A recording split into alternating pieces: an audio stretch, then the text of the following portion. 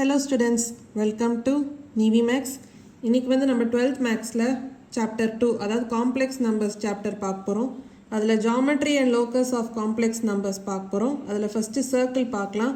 A circle is defined as the locus of a point which moves in a plane such that its distance from a fixed point in that plane is always a constant. The fixed point is the center and the constant distance is the radius of the circle.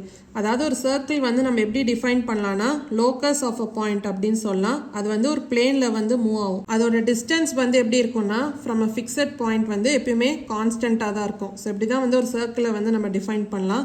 அந்த fixed point வந்து நம்ம centre அப்படின்னு சொல்லலாம். அதே மாதிரி இந்த constant டிஸ்டன்ஸை தான் நம்ம ரேடியஸ் ஆஃப் த சர்க்கிள் அப்படின்னு நம்ம சொல்லலாம். அடுத்து equation of complex form of a circle பார்க்கலாம். The locus of z that satisfies the equation z minus z0 the whole modulus equal to r, where z0 is a fixed complex number and r is a fixed positive real number, consists of all points z whose distance from z0 is r. Therefore, z minus z0 the whole modulus equal to r is a complex form of the equation of a circle.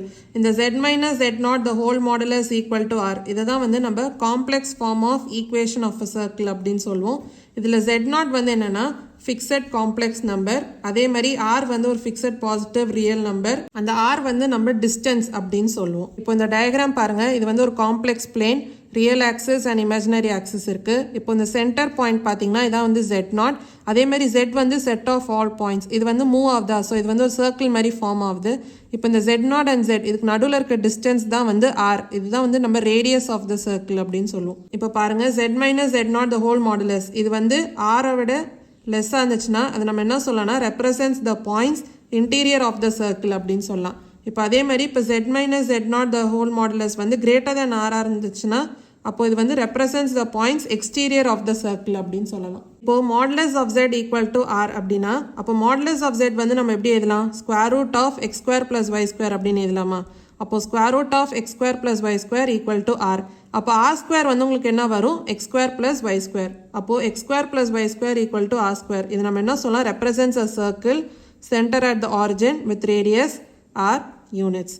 So இப்போ இந்த கான்செப்ட்ஸ்லாம் நீங்கள் தெரிஞ்சு வச்சுக்கிட்டிங்கன்னா உங்களுக்கு sums போடும்போது இன்னும் ஈஸியாக இருக்கும். ஏதாவது டவுட்ஸ் இருந்தால் கமெண்ட் செக்ஷனில் கேளுங்க. மறக்காமல் NiveMaths சேனலை லைக் பண்ணி ஷேர் பண்ணி சப்ஸ்கிரைப் பண்ணுங்கள். தேங்க்யூ ஸோ மச் ஃபார் வாட்சிங் திஸ் வீடியோ.